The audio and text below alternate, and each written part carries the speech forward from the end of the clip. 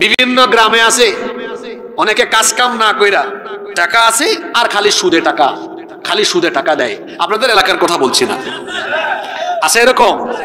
সুদ সগীরা গুনাহ না কবিরা গুনাহ? আবার সুদ খোরদেরকে দেখলেও বোঝা যায় না, ইয়া লম্বা দাড়ি, ধবধবে সাদা পাঞ্জাবি টুপি পায়জামা, দেখলে মনে হয় জান্নাত থেকে পালায় আসছে বেচারা। আবার এখানেই শেষ নয়, মসজিদ কমিটির গুরুত্বপূর্ণ পদও তার জন্য আছে, সুদও খায় আবার নামাজও ছাড়ে না। এইরকম এক সুদখোর একবার ফজরের নামাজ পড়ে বের হয়েছে। কি পড়ে বের হয়েছে? এখন ভাতিজা একটাকে দিয়েছিল সুদে টাকা, আজকেই টাকা দেওয়ার ডেট পেয়ে গেছে রাস্তায়। ভাতিজা কি খবর, আজকে না তোমার টাকা দেওয়ার ডেট? কয় চাচা মাত্র নামাজ পড়ে বের হইলেন। এটা কেমনে বলেন? যান না বাসায় নিয়ে আসবো না। এখন সুদে টাকা দিলে কি হবে? এদিকে নামাজও ঠিক, ওইদিকে বাড়িতে গিয়ে আবার কোরআন তিলাওয়াত। ঘটনাক্রমে ওই দিন বাড়িতে গিয়া চিহ্ন দিয়ে রাখছিল, তিলাওয়াত করতে করতে আসছি এই আয়াতে, ইয়া আইয়ুহাল্লাযীনা আমানু লা তাকুলুর রিবা আদআফাম মুদাআফা। আলেমরা বুঝছেন কিসের আয়াত এটা? ওই সময় ওই ভাতিজা সুদের টাকা নিয়ে হাজির, চাচা হাজির, এই ডিস্টার্ব করিস না, আমি তিলাওয়াতে আছি, পকেটে ঢুকাই দিয়ে চলে যা।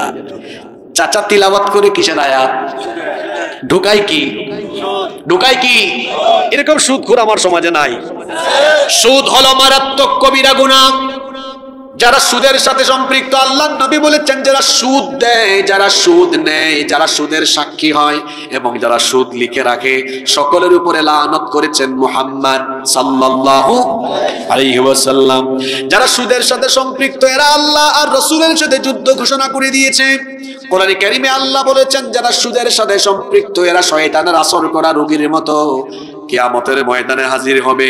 আল্লাহর নবী বলেছেন সুদের 70টারও বেশি গুনাহ আছে, তার মধ্যে সর্বনিম্ন গুনাহ হলো নিজের মায়ের সাথে জিনা করা। সুদখোররা কত খারাপ। আবার অন্য হাদিসে এসেছে আল্লাহর নবী বলেছেন যে ব্যক্তি 1 দিরহাম সুদ খায়, 36 বার জিনা করলে যে অপরাধ হয়, 1 দিরহাম সুদ খাইলে 36 বার জিনা করার সমান অপরাধ হয়। নাউযুবিল্লাহি মিন। অনেকে ঘুষ খায়, এটার নাম দিয়েছে আবার চেঞ্জ করে, টেবিল মানি, স্পিড মানি। ফাইল নিয়ে গিয়েছে টেবিলে অফিসার, প্রশ্ন করে আপনার ফাইলটা কি স্লোলি এরকম রানিং হোক চান নাকি একদম দ্রুত যাবে? সবাই তো দ্রুতই চায়। দ্রুত যদি চান তাইলে স্পিডে ফাইল যাবে, স্পিড মানি ছাড়েন। কি মানি? আবার অনেকে নাম দিয়েছে টেবিল মানি, অনেকে নাম দিয়েছে কমিশন দেন, বকশিশ দেন, পার্সেন্টেজ, এরকম বিভিন্ন নামে আছে না নাই? লাআনা রাসূলুল্লাহ সাল্লাল্লাহু আলাইহি ওয়াসাল্লাম আর-রাশি ওয়াল মুরতাশি। ঘুষ যে দেয় এবং নেয় এদের উপরে লানত করেছেন মুহাম্মদ সাল্লাল্লাহু। সুদ খায়, ঘুষ খায়, চাঁদাবাজি করে, টেন্ডারবাজি করে, জনগণের মাল চুরি করে খায়, অবৈধ হারাম পথে যারা টাকা পয়সা উপার্জন করে, এই হারামের ভেতরে এরা কোনো আরাম পাবে? হারাম খাবে, তার রোগ বালাই ধরবে, তার বউ বাচ্চার অসুবিধা থাকবে, তার পরিবারে এমন অসুবিধা থাকবে, এই হারাম টাকা পয়সা তার টিকবে না। আল্লাহ এমন এমন মুসিবত দিবেন, তার সব হারাম সম্পদ ধ্বংস হয়ে যাবে। এজন্য হারামে কোনো কি পাওয়া যায় না, হালাল অল্প হলেও সেটাতে বরকত দেন কে? এজন্য খবরদার, মারাত্মক কবিরা গুনাহ হলো হারাম পন্থায় উপার্জন করা বা হারাম খাওয়া। এই যে হারাম উপার্জন করেন কেন? আপনার বউ বাচ্চা পরিবারকেই তো ভালো রাখার জন্য, কিন্তু এই পরিবার কিয়ামতে কোনো আপনার কাজেও লাগবে না, এরা আপনাকে চিনবেও না, আপনার থেকে বরং উল্টা আপনারা দেখলে পালিয়ে যাবে। এই জন্য হারাম খাবেন না। কিভাবে নেক কাজের মাধ্যমে সগীরা গুনাহ মাফ হয়? যেমন কোন ব্যক্তি যখন ওযু করে, আল্লাহর নবী বলেছেন সে যখন ওযুর পানি দিয়ে তার অঙ্গ প্রত্যঙ্গ গুলো ধৌত করা আরম্ভ করে, ওযুর পানি যখন তার অঙ্গ প্রত্যঙ্গ ধুয়ে তারপরে গড়িয়ে পড়তে থাকে, তখন ওযুর পানির সাথে তার গুনাহগুলো ঝরে পড়তে থাকে। সুবহানাল্লাহ। যেমন কোন ব্যক্তি ওযু করার সময় কুলি করছে, মুখে পানি নিয়ে তারপরে পানি ফেললো, পানি মুখ থেকে যখন বের হয় তার জবানের সগীরা গুনাহ মাফ হয়। যখন সে তার মুখমণ্ডল ধৌত করে, অজুর পানি যখন তার এই চেহারা তার মুখমণ্ডল গড়িয়ে গড়িয়ে পড়ে, তার চোখের গুনাহ মাফ হয়, তার মুখমণ্ডলের সগীরা গুনাহ মাফ হয়ে যায়। সে যখন দুই হাত ধৌত করে, দুই হাত গড়িয়ে গড়িয়ে যখন পানি পড়ে, পানির সাথে গুনাহগুলো ঝরে পড়ে, বান্দা যখন দুই পা ধৌত করে, তখন অজুর পানি দুই পা দিয়ে গড়িয়ে গড়িয়ে পড়ার সাথে তার গুনাহগুলো তখন ঝরে পড়তে থাকে। এইভাবে নেক আমলের মাধ্যমে সগীরা গুনাহ মাফ হয়।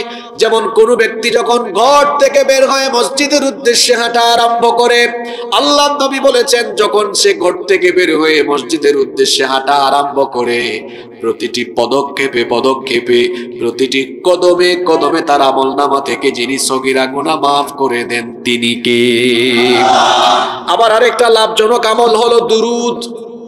কেউ যদি নবীর উপরে দুরূদ পাঠ করে, আল্লাহর নবী বলেছেন মান সাল্লা আলাইয়া সালাতান ওয়াহিদাতান, কেউ যদি আমার উপরে একবার দুরূদ পাঠ করে, সাল্লাল্লাহু আলাইহি আশরু সালাওয়াত, যে ব্যক্তি আমার উপরে একবার দুরূদ পড়বে, আল্লাহ ওই ব্যক্তির উপরে একবার নয় 10 বার আল্লাহ রহমত নাজিল করেন।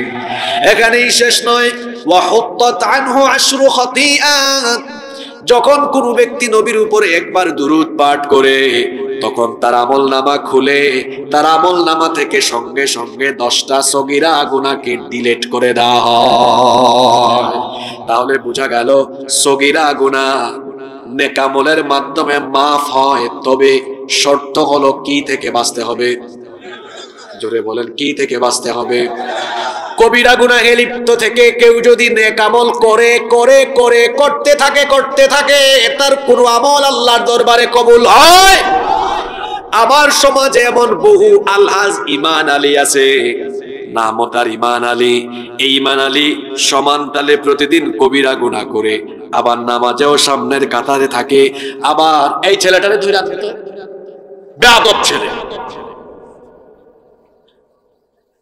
কি কথা চলতেছে তুমি বুঝো? আমি যে কথা বলছি এটা তোমার পাশের বাড়ির সাথে এখন এই কথাটা মিলবে। ব্যাককল ছেলে, এটা কি আসমানের উপরে আর জমিনের নিচের ওয়াজ হয়? কি উদাহরণ চলে তোমার ঘরের সাথে, এই উদাহরণ মিলবে এখন, আপনার গ্রামের সাথে মিলে যাবে এখন। কথা কি বলছি বলেন তো? কবিরা গুনাহে লিপ্ত, সে নামাজের সামনের কাতারে, হজের সময় সবার আগে, বিমানের বিজনেস ক্লাসে, ওমরা বছরে 2-3 বার, নামাজও আছে, মাহফিলও আছে, মাহফিলের আয়োজক, মাহফিলের অতিথি, সভাপতি, বক্তা, শ্রোতা, কিন্তু কবিরা গুনাহ। কিরকম কবিরা গুনাহ করছে? ও সুদ খায়, ও ঘুষ খায়, মিলে মিলে ও চাঁদাবাজি করে, ও আলগা পয়সা খায়, ও মানুষের রক্ত ঝরায়, ও মানুষ খুন করে। আজান হলে আবার ইমান আলীর সামনের কাতারেও আসে। বুঝছেন কারবার? আমার দেশে এমন বহু মসজিদ কমিটির সভাপতি আছে, সে মসজিদেরও সভাপতি, আর এলাকায় সুদকুর ঘুষদেরও সে ওই কমিটির একদম সভাপতি। এদিকেও আছে বাজান, ওইদিকেও। এত গুরুত্বপূর্ণ কথা চলে যে আপনি ঘুমায় আছেন। হ্যাঁ, আজকের সব ওয়াজ তো আপনার এলাকার সাথে মিলবে, আপনি ঘুমাইলে চলবে? কি কথা বলেছি? কবিরা গুনাহে যদি কেউ লিপ্ত থাকে, তার কোন নেক আমল আল্লাহর দরবারে কবুল। এক ইমান আলী, আমি নাম ইমান আলী বললাম কেন? কারণ আমার দেশে বহু মানুষের নামের সাথে কামের কোনো মিল নাই। বাবা নাম রেখেছে ফজর আলী, কিন্তু ফজর আলীর ফজরের নামাজ নাই, ঘুম থেকে উঠে সকাল 10টায়। বাবা নাম রেখেছে জোহর আলী, জোহর আলী জোহরের নামাজে একদিনও যায় না। বাবা নাম রেখেছে রমজান আলী, কিন্তু রমজান আলী রমজান মাসে দুপুর বেলা গাঞ্জা টানে। বাবা নাম রেখেছে কুরবান আলী, সামর্থ্য আছে কিন্তু কিপটা বেটা কুরবানি দেয় না। বাবা নাম রেখেছে ইমান আলী, হজ করে ইমান আলী নামের আগে লাগিয়েছে হাজি ইমান আলী। 2-3 বার করার পরে বলে আমি কি আর হাজি আছি নাকি?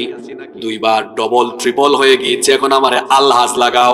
আলহাজ ইমান আলীর নাম ইমান আলী হলেও তার ইমানের খবর হলো কথা বলার সময় মিথ্যা বলে, বেঈমানি করে, এরপরে মানুষের সাথে প্রতারণা করে, সুদ খায়, ঘুষ খায়, চুরি করে, টেন্ডারবাজি করে, জনগণের হক মাইরা খায়।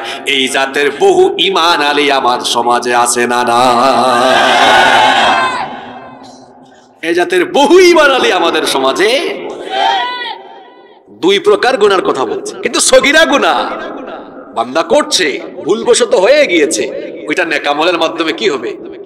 কি হয়ে যাবে? ডিলেট কি হবে? ডিলেট। কিন্তু কবিরা গুনাহে লিপ্ত ব্যক্তির কোন আমল আল্লাহর দরবারে কবুল। তাহলে বোঝা গেল যে গুনাহের শাস্তি বড় মারাত্মক এবং এটা মানুষকে জাহান্নামী বানিয়ে ফেলে, এই গুনাহটা কোন গুনাহ? জোরে বলেন কোন গুনাহ? তাহলে আমি আপনি সেই কবিরা গুনাহ থেকে বাঁচার দরকার আছে না নাই? আজকে এমন কয়েকটা কবিরা গুনার কথা বলবো যা আপনার এলাকায় চলে, এমন কি আপনার নিজের সাথে মিলতে পারে। যদি মিলে তো আমি কি করব? আজকে তওবা করব ইনশাআল্লাহ। মনোযোগী থাকবেন তো? নাম্বার 1, কবিরা গুনাহের মধ্যে সবচাইতে বড় কবিরা গুনাহ হলো আকবারুল কাবাইরি আশশিরকু বিল্লাহ।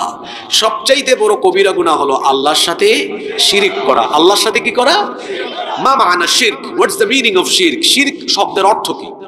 শিরক শব্দের অর্থ হলো, শিরক মানে হলো আল্লাহর একত্ববাদে, তার নাম বা গুণাবলীতে, তার ইবাদতে বা তার সার্বভৌম ক্ষমতায় যদি তার সাথে অন্য কাউকে সমকক্ষ সাব্যস্ত করা হয়, তাহলে সেটা হবে আল্লাহর সাথে কি করা?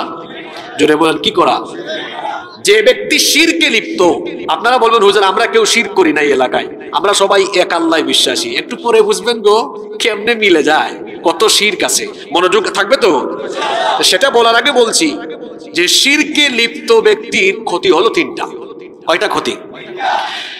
1 নাম্বার, যে ব্যক্তি শিরকে লিপ্ত সেই ব্যক্তি আল্লাহর ক্ষমা থেকে বঞ্চিত।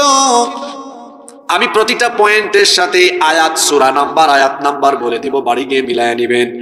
কোরআনে কারীমের 4 নাম্বার সূরা সূরাতুন নিসা এর 48 নাম্বার আয়াতে রব্বুল আলামিন বলছেন, ইন্নাল্লাহা লা ইয়াগফিরু আন ইউশরাকা বিহি ওয়া ইয়াগফিরু মা দুনা যালিকা লিমান ইয়াশা ওয়া মান ইউশরিক বিল্লাহি ফাকাদ ইফতারা ইসমান আযীমা। রব্বুল আলামিন বলছেন, নিশ্চয়ই আল্লাহ শিরকের গুনাহ ছাড়া অন্য যে কোনো গুনাহ মাফ করে দেন, কিন্তু শিরকের গুনাহ তিনি ক্ষমা করেন না। যে ব্যক্তি আল্লাহর ব্যাপারে মিথ্যারোপ করে, আল্লাহর সাথে শিরক করে, সে জঘন্য গুনাহে লিপ্ত। আর এই গুনাহে, এই শিরকে যে ব্যক্তি লিপ্ত, সে আল্লাহর ক্ষমা থেকে বঞ্চিত। আপনারা বলেন তো, যে ব্যক্তি আল্লাহর ক্ষমা থেকে বঞ্চিত সে কি জান্নাতের গন্ধ পাবে নাকি? তাহলে শিরকে লিপ্ত ব্যক্তি কি থেকে বঞ্চিত? আল্লাহর ক্ষমা থেকে। জোরে বলেন কি থেকে? নাম্বার 2 নাম্বার হলো, যে ব্যক্তি শিরকে লিপ্ত ওই ব্যক্তির সকল নেক আমল যিনি বাতিল করে দেন, বরবাদ করে দেন, তিনি কে? তার কোন নেক আমল আল্লাহ কবুল করেন না। কোরআনে কারীমের 39 নাম্বার সূরা সূরাতুজ জুমারের 65 নাম্বার আয়াতে রব্বুল আলামিন বলছেন, ওয়ালাকাদ উহিয়া ইলাইকা ওয়া ইলাল্লাযীনা মিন ক্বাবলিকা লাইন আশরাকতা লায়াহবাতান্না আমালুকা ওয়া লাতাকুনান্না মিনাল খাসিরিন। আল্লাহ তাআলা বলছেন, আমার হাবিব, অবশ্যই আমি আপনার উপরে এবং আপনার পূর্ববর্তী সকল পয়গম্বরের উপরে কি ধরনের ওহী নাযিল করেছি, যদি তারা আমার সাথে কাউকে শরীক করে তাহলে আমি তাদের সারা জীবনের সকল নেক আমলগুলো বাতিল করে দিব। তাহলে আমরা এই আয়াত থেকে জানতে পারলাম যে ব্যক্তি আল্লাহর সাথে শিরক করে তার সারা জীবনের নেক আমল যিনি বাতিল করে দেন তিনি কে? তার নামাজ, তার রোজা, তার হজ, তার যাকাত, তার দান সদকা, তার ওয়াজ মাহফিলের আয়োজন করা, ওয়াজ মাহফিলের বক্তা হওয়া, শ্রোতা হওয়া, সভাপতি হওয়া, অতিথি হওয়া, সবকিছু বাতিল যদি কোনোভাবে আল্লাহর সাথে কি হয়? জোরে বলেন কি হয়? শিরকে লিপ্ত ব্যক্তির 3 নাম্বার ক্ষতি হলো ওই ব্যক্তির জন্য আল্লাহ জান্নাত হারাম করে দিয়েছেন এবং তার জন্য জাহান্নাম যিনি অবধারিত করে রেখেছেন তিনি কে? রব্বুল আলামিন। কোরআনে কারীমের 5 নাম্বার সূরা সূরাতুল মাইদা এর 72 নাম্বার আয়াতে বলছেন, ইন্নাহু মান ইউশরিক বিল্লাহি ফাকাদ হারামাল্লাহু আলাইহিল জান্নাতা ওয়া মাওয়াহুন নার। নিশ্চয়ই যে ব্যক্তি আল্লাহর সাথে শিরক করে আল্লাহ তার জন্য জান্নাত হারাম করে দিয়েছেন। ওয়া মাওয়াহুন নার ওয়া মা লিয-যালিমিন মিন আনসার। এবং আল্লাহ তার জন্য জাহান্নামকে অবধারিত করে দিয়েছেন, তার জন্য কোনো সাহায্যকারী থাকবে না। এই আয়াতগুলো থেকে আমরা জানলাম যে ব্যক্তি আল্লাহর সাথে শিরক করে সে কয়টা ক্ষতিতে নিমজ্জিত। পুরুষোচিত কণ্ঠে সবাই বলেন কয়টা ক্ষতি। দেখি তো ক্লাসের ভালো ছাত্রগুলো আমি ফাইন্ড আউট করি। এই 3টা পয়েন্ট কি বললাম? শিরকে লিপ্ত ব্যক্তি 1 নম্বরে আল্লাহর কি থেকে বঞ্চিত? ক্ষমা থেকে বঞ্চিত। দেখছেন সুসা বের হচ্ছে আর আসল ধান এখন বের হচ্ছে। আমি কিন্তু এইভাবে একটু পরপর প্রশ্ন করে আদায় করে ফেলি, অমনোযোগী হইেন না, কারণ কোরআনের কথার মতো দামি কথা পৃথিবীতে আর থাকতে পারে না। আছে 1 নাম্বার, যে ব্যক্তি আল্লাহর সাথে শিরক করে সে আল্লাহর কি থেকে বঞ্চিত? ক্ষমা। 2 নাম্বার, যে ব্যক্তি আল্লাহর সাথে শিরক করে ওই ব্যক্তির কি বাতিল? সকল নেক আমল বাতিল। 3 নাম্বার, তার জন্য কি হারাম। তাহলে বোঝা গেল শিরক বড় মারাত্মক কবিরা গুনাহ। এর সাথে লিপ্ত ব্যক্তির এত ক্ষতি, আল্লাহর ক্ষমাও নাই, তার কোনো নেক আমলের দামও আল্লাহর কাছে নাই, জান্নাতের গন্ধও পাবে না। তাহলে বোঝা গেল শিরক থেকে আমাদেরকে সচেতন থাকার দরকার আছে না নাই? শিরক কিভাবে ব্যক্তি থেকে নিয়ে পরিবার, সমাজ এবং রাষ্ট্র পর্যন্ত শিরক চলছে এবার আমি আপনাকে দেখাই। আল্লাহ ছাড়া অন্য কারো গায়েবী ক্ষমতা আছে এটা বলা বা বিশ্বাস করা হলো আল্লাহর সাথে শিরক করা। জাদু টুনা, বান মারা, শয়তানি জাদুবিদ্যা এগুলোতে যারা সম্পৃক্ত এদের ঈমান থাকে না, এরা মুশরিক হয়ে যায়। গ্রামে গঞ্জে অনেকে আছে ভাই ভাই, চাচা ভাতিজা বা প্রতিবেশী প্রতিবেশীকে বান মারে, জাদু টুনা করে, এরকম আছে না নাই?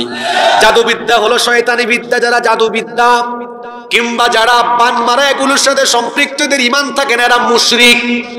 তারপরে গ্রামে গঞ্জে অনেককে দেখা যায় গণকের কাছে যায়, জ্যোতিষীর কাছে যায়। যে ব্যক্তি গণকের কাছে জ্যোতিষীর কাছে যায় তার ঈমান নাই। আল্লাহর নবী বলেছেন যে ব্যক্তি গণকের কাছে যায় 40 দিন পর্যন্ত তার কোনো নামাজ কবুল হয়, ঈমান চলে যায়, তওবা না করলে তার ইবাদত আর কবুলই হবে না। আজকে শিরক কিভাবে চলছে দেখেন। আল্লাহ যেটা দিতে পারেন, আল্লাহ যেটা করতে পারেন, এটা অন্য কেউ দিতে পারে বা করতে পারে এটা বিশ্বাস করা হলো আল্লাহর সাথে শিরক করা।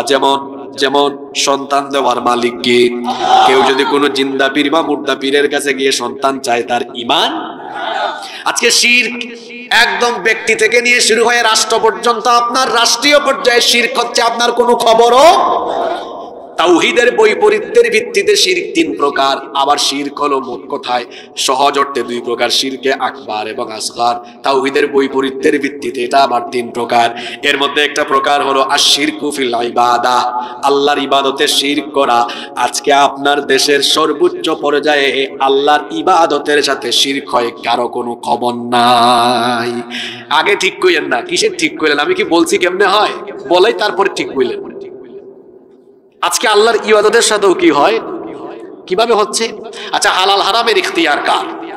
নাকি আমার আপনার? কিভাবে রাষ্ট্রীয় পর্যায়ে শিরক হচ্ছে দেখাই।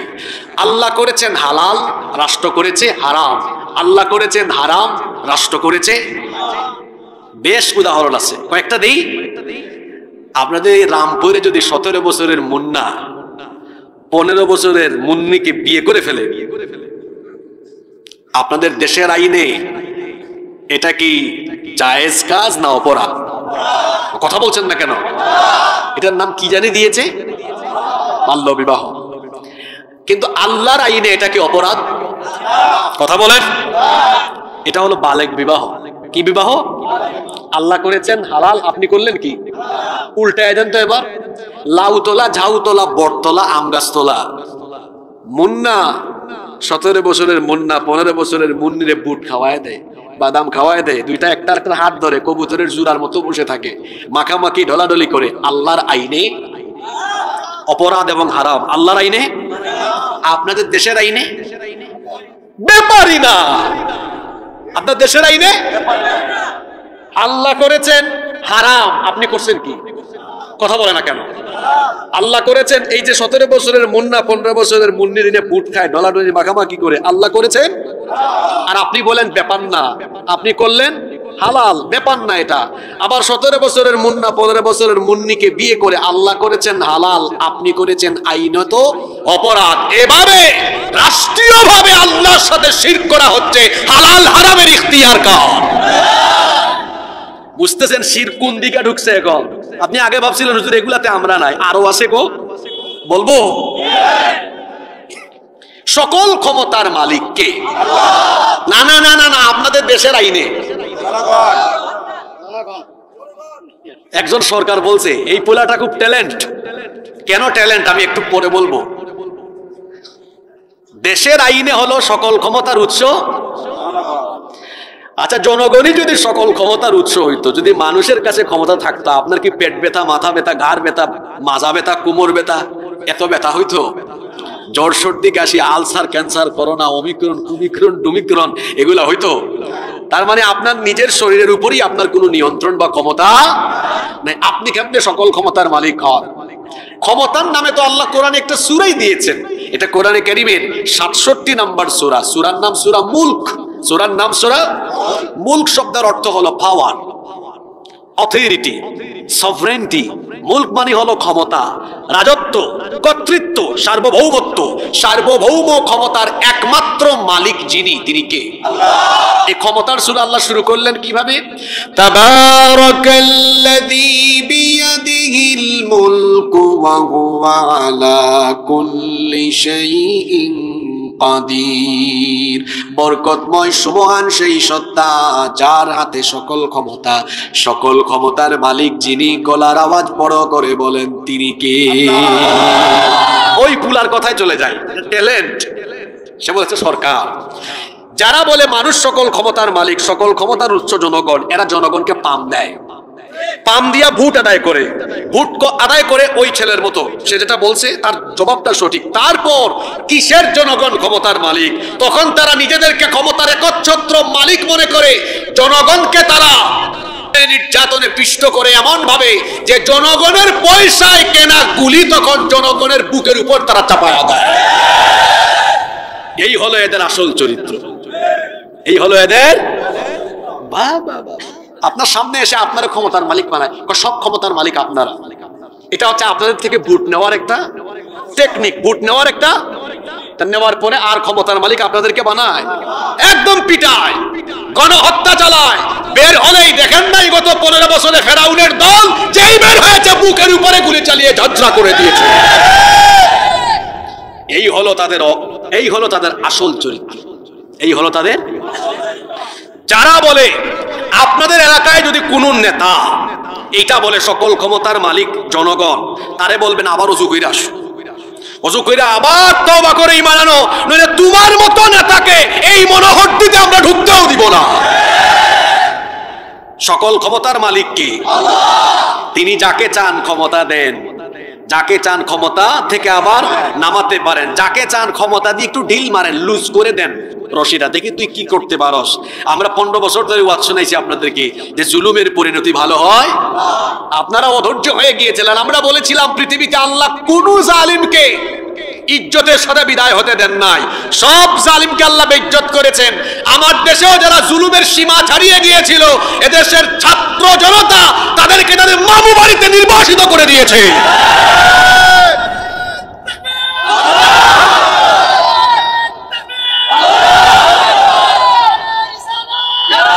সম্মানিত উপস্থিতি, কষ্ট হচ্ছে আপনাদের? আরেকটা শিরক আছে আমাদের দেশে, এটা সংবিধানে একদম ঢুকানো আছে। কি?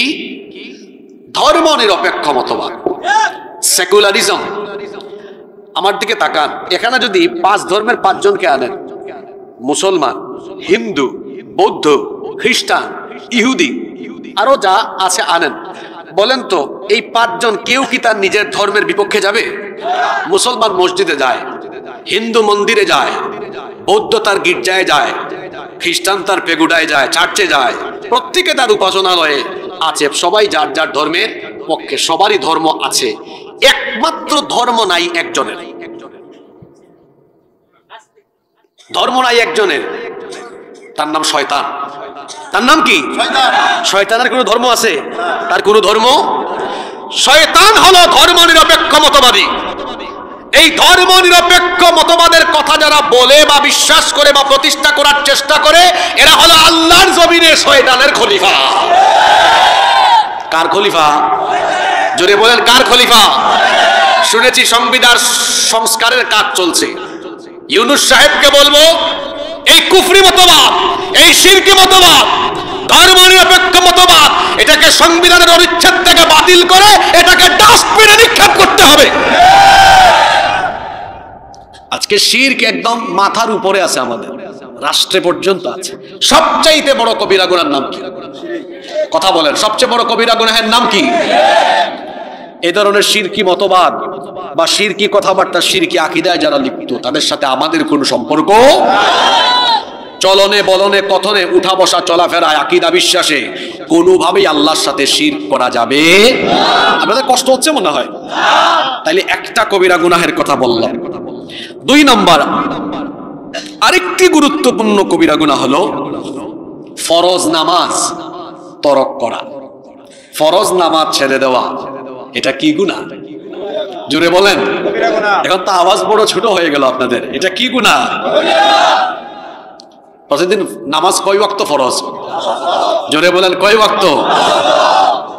এই 5 ওয়াক্ত নামাজ কেউ যদি ছেড়ে দেয়, সে কবিরা গুনাহে লিপ্ত। কি গুনাহে লিপ্ত? একজন ইমানদারের প্রথম ডিউটি কি? জোরে বলতে হবে, প্রথম ডিউটি কি? নামাজ। বলেন তো শয়তান হাসে কখন আর কাঁদে কখন? মানুষ যখন সাজদা দেয়, শয়তান তখন এক পাশে গিয়ে আফসোস করে করে কাঁদে, আর মানুষ যখন সেজদা না দিয়ে নামাজ ছেড়ে দেয়, তখন শয়তান সবচেয়ে বেশি হাসে। তাহলে বেনামাজিরা 5 ওয়াক্ত নামাজ ছেড়ে এরা কারে হাসায়? জোরে বলতে হবে, কারে হাসায়? আমি তো আগেই বলেছি বাবারা, ভাইয়েরা, আজকে আসমানের উপরের কোনো ওয়াজ হবে না, জমিনের নিচের কোনো ওয়াজ, সব আমাদের মাঝখানে যা ঘটে তা হবে। তাহলে আমি তো এই সমাজের কথা বলছি, এই সমাজের যে আব্দুল করিম, আব্দুল সালাম, আব্দুল সাত্তার, এত সুন্দর সুন্দর নাম, এই ধরনের যে ব্যক্তিরা 5 ওয়াক্ত নামাজ প্রতিদিন ছেড়ে দেয়, এরা প্রত্যেক দিন 5 বার নামাজ ছেড়ে দিয়ে কারে হাসায়? কারে খুশি করে? আপনারা কারে খুশি করবেন? কারে খুশি করবেন? তা আল্লাহরে খুশি করতে হলে আজান হলে কোথায় যেতে হবে? শয়তান, তার নাম ইবলিস, এ ছিল কোথায়? জান্নাতে। সে জান্নাত থেকে বের হইছে কেন? একটা সাজদা না দেওয়ার। কয়টা সাজদা দেয় না? ওয়া ইয কুলনা লিল মালাইকাতি ইসজুদু লি আদম ফাসাজাদু ইল্লা ইবলিস। আর স্মরণ করো যখন তোমার রব ফেরেশতাদেরকে বললেন, তোমরা আমার বানানো আদমকে সাজদা দাও। সবাই সাজদা দিল, একজন সাজদা দেয় নাই। যে সাজদা দেয় নাই তার নাম হলো, একটা সাজদা না দিয়ে ইবলিসের ক্ষতি হলো 5টা। জোরে বলেন, কয়টা? কি কি ক্ষতি হলো? 1, আবা ওয়াস্তাকবারা ওয়া কানা মিনাল কাফিরিন। 1 নম্বর ক্ষতি হলো সে আল্লাহর বাধ্যগত রইল না, আল্লাহর আদেশ অস্বীকার করে, অমান্য করে সে আল্লাহর অবাধ্য হলো। 2 নম্বর ওয়াস্তাকবারা, সে অহংকারী হয়ে গেল। 3 নম্বর ওয়া কানা মিনাল কাফিরিন, সে কাফিরে পরিণত হয়ে গেল। 4 নম্বর আল্লাহ বলছেন, যখন সে আল্লাহকে সাজদা দেয় না, আল্লাহ বলেছেন ফাখরুজ মিনহা, জান্নাত থেকে বের হ, ফা ইন্নাকা রাজিম, আজকে থেকে তুই বিতাড়িত। 4 নম্বর ক্ষতি হলো জান্নাত থেকে সে বিতাড়িত হলো। 5 নম্বর ক্ষতি হলো ইবলিস অভিশপ্ত হলো। ইবলিস আল্লাহকে সাজদা দেয় নাই, কয়টা ক্ষতি হইল? কয়টা? দেখি তো। 1 নম্বর সে আল্লাহর বাধ্য না অবাধ্য? সে অহংকারী। 3 নম্বর সে কাফির। 4 নম্বর জান্নাত থেকে বিতাড়িত। 5 নম্বর হলো অভিশপ্ত, লানত-প্রাপ্ত। ইবলিস সাজদা না দেওয়ার কারণে জান্নাত থেকে বের হয়েছে। এজন্য ইবলিসের প্রথম চেষ্টা হলো, ইবলিসের প্রথম কর্মসূচি হলো আমিও এই মানুষকে সাজদা দেওয়াতে দিব না।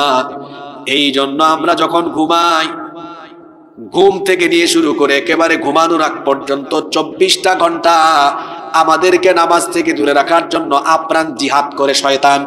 এই যে রাতের বেলা আমরা যখন ঘুমাবো, ফজরে যখন যেন আমরা না উঠতে পারি, আল্লাহর নবী বলেছেন রাতের বেলা যখন তোমরা ঘুমাও, তোমাদের মাথার পিছন দিক থেকে শয়তান তখন 3টা গিরা লাগায়।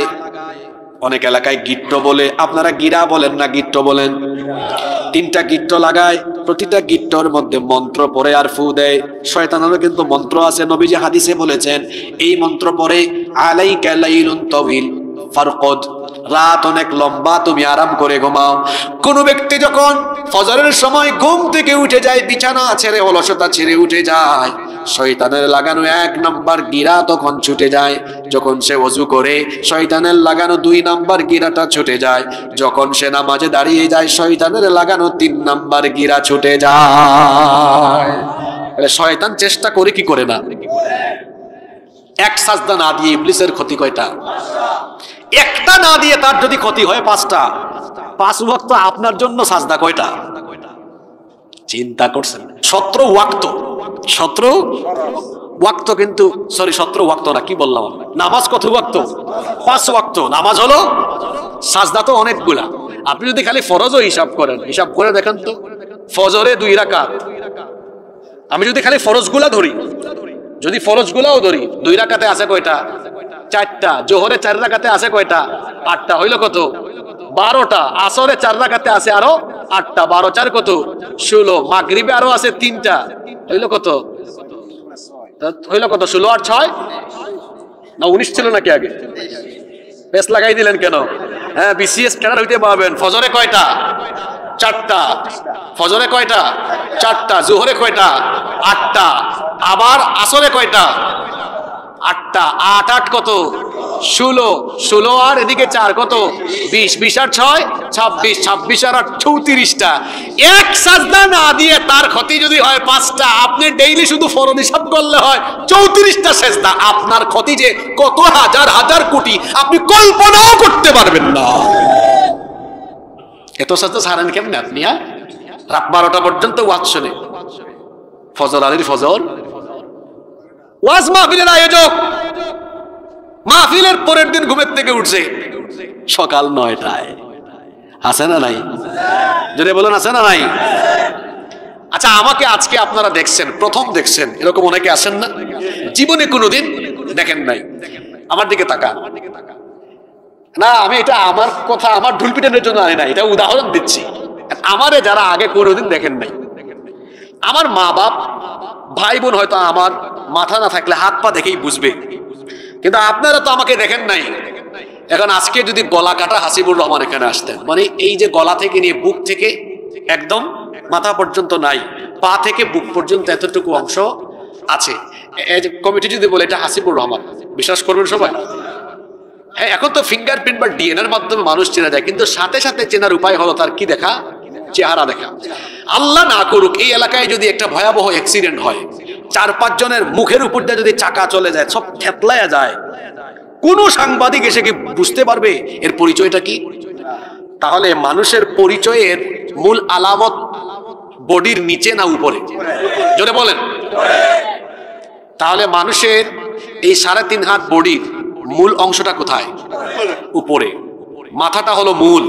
এই যে ব্রেইন আছে এখানে, এটা হলো শরীরের নিয়ন্ত্রণকারী ড্রাইভার, এখান থেকেই সব পরিচালনা হয়।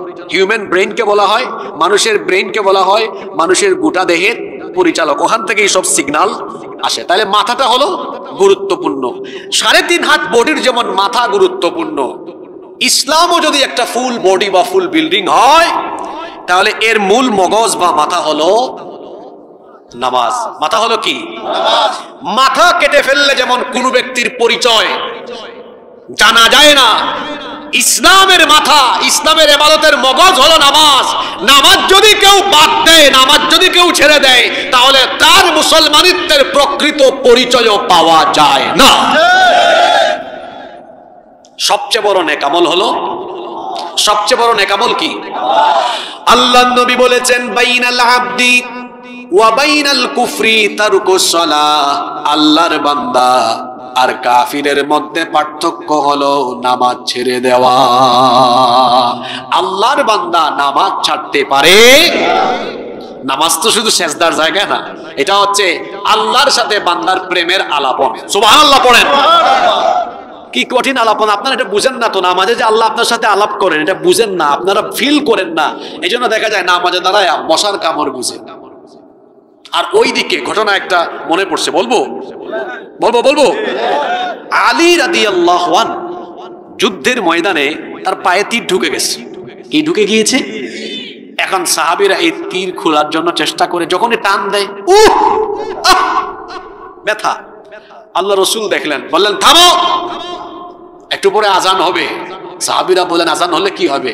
দেখবা কারবার। আলী তখন নামাজে দাঁড়াবে, তখন এটা খুলবা।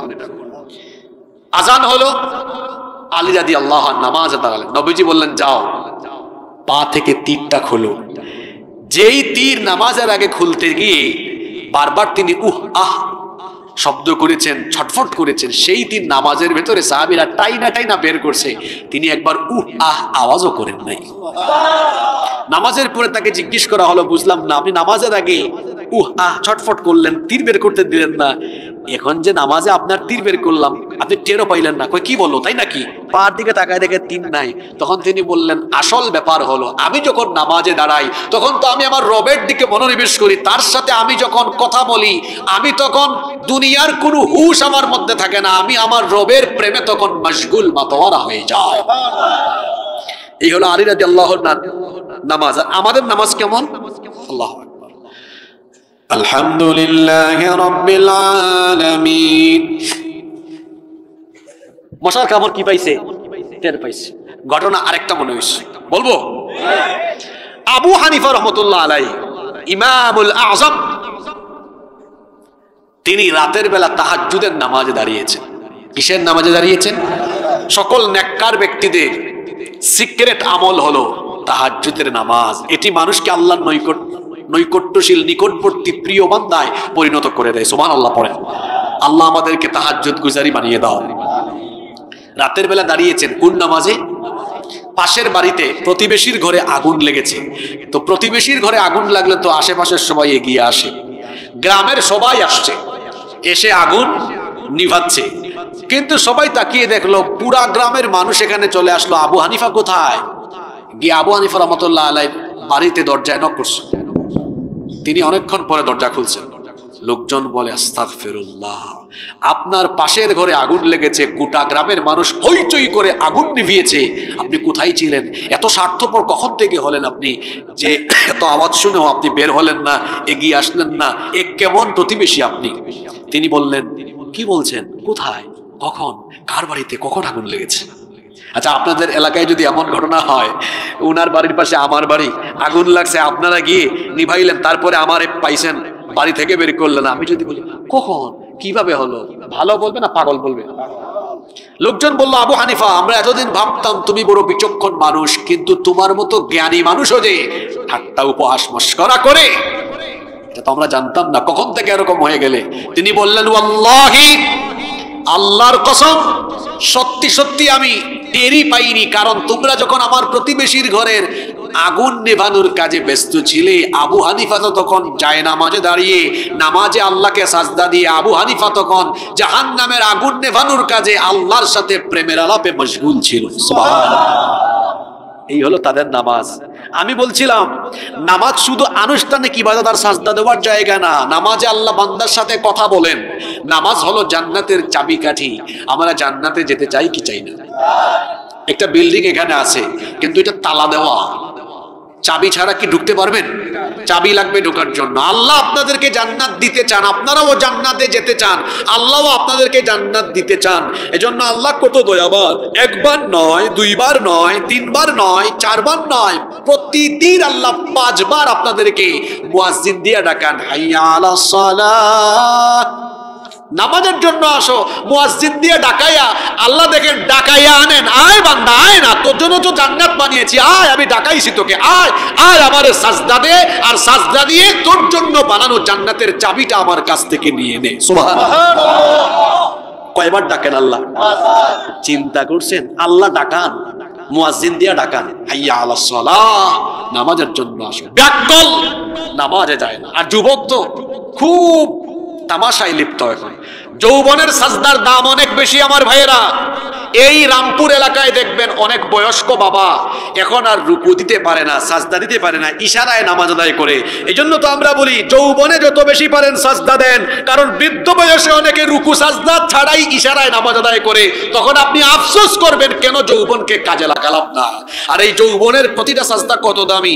আল্লাহ কিয়ামতের মাঠে বলবেন রামপুরের 15, 16, 17, 18, 20, 22, 25, 30 বছরের যুবকেরা কোথায়? ফেরেশতারা বলবে আল্লাহ এই রামপুরের যুবক ছেলেগুলা দিয়ে আপনি কি করবেন? কয় দেখো না আজকে এই হাসরের কঠিন দিনে আরশের ছায়া ছাড়া কোনো ছায়া নাই, আমার ওই যুবকদেরকে ডেকে আনো, যুবক বান্দাদেরকে যারা যৌবন বয়সে তামাশা করে নাই, রং ঢং করে নাই, আজান হলে মসজিদে গিয়ে সাজদা দিয়েছে, রামপুরের যুবকগুলোকে ধরে আনো আর আমার আরশের ছায়ার নিচে তাদেরকে রেখে দাও। সুবহানাল্লাহ। যুবক ভাইয়েরা আল্লাহর আরশের নিচে ছায়া চান কি চান? আজান হলে যাব কোথায়? নামাজ ছাড়বেন? আওয়াজ তো হইল না, নামাজ ছাড়বেন? পায়ে ধরে বলে যাচ্ছে নামাজ ছাড়বেন না। যারা যুবক ভাইয়েরা আছেন এই সময়টাই হলো আমার ইবাদতের সময়, আল্লাহ বোঝার তৌফিক দেন। কষ্ট হচ্ছে নাকি বেশি?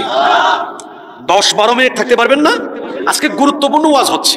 1 নাম্বার বলেছে আল্লাহর সাথে কি করা, 2 নাম্বার ফরজ নামাজ তরক করা, 3 নাম্বার অন্যায়ভাবে অবৈধ পথে হারাম পথে সম্পদ উপার্জন করা, এটাও আরেকটা কবিরা গুনাহ। এটাও আরেকটা কি গুনাহ? এই যে একটু আগে সবচেয়ে বড় ইবাদতের কথা বললাম কি? নামাজ। নামাজ সহ অন্যান্য যত ইবাদত আছে সকল ইবাদত কবুল হওয়ার শর্ত হলো, হ্যাঁ বলেন কি? হালাল রিজিক, হালাল খাওয়া। খাইতেছে হারাম, খায়া খায়া পেট বানাইছে তরমুজের মতো, এত হারাম খায়, এত হারাম খায়, এত চুরি, এত ডাকাতি। চুরি ডাকাতি তো আমরা গত 15 বছর অনেক দেখলাম। আসলে ভালো মানুষ পালিয়ে যায় না, পালিয়ে যায় চোর। পালিয়ে যায় কে? আপনাদের রামপুরে একজনের বাড়িতে রাতের বেলা চোর ঢুকেছে, তো বাড়িওয়ালা বা গৃহস্থ, আপনারা কি বলেন বাড়িওয়ালা না গৃহস্থ? বাড়িওয়ালা টের পাইছে, টের পেয়ে বলছে চোর। পাশের বাড়ির আরেকজন শুনছে, ওও বলছে চোর। পাশের বাড়ির আরেকজন বলছে চোর। এরকম আওয়াজ যাইতে যাইতে চলে গেছে মসজিদের ইমাম সাহেবের কানে। উনি আর চোর চোর বলে না, একটু গলাটা ঝাঁকি দেয়, মাইক খুলে রামপুরবাসী অমুকের বাড়িতে চোর ঢুকেছে, লাঠি সুটা নিয়ে এগিয়ে আসেন। এখন যখন সব মানুষ লাঠি সুটা নিয়ে এগিয়ে আসলো, তখন কি চোর এটা দেখার পরে বলে আসেন না আবার একটু ধরেন, এটা বলে না পালিয়ে যাওয়ার চেষ্টা করে? জোরে বলেন। আমার দেশে জনগণ, ছাত্ররা, যুবকেরা, তরুণেরা উন্নয়নের নামে চুরি ডাকাতির খবর পায় নাই। যখন এটা টের পেয়েছে আর জুলুম উপলব্ধি করতে পেরেছে, সবাই মিলে যখন ঐক্যবদ্ধ সোচ্চার ঐক্যবদ্ধ আওয়াজ জালিমের বিরুদ্ধে তুলেছে, তখন চোর ডাকাতেরা জামাতের সাথে দেশ থেকে পালিয়ে গিয়েছে।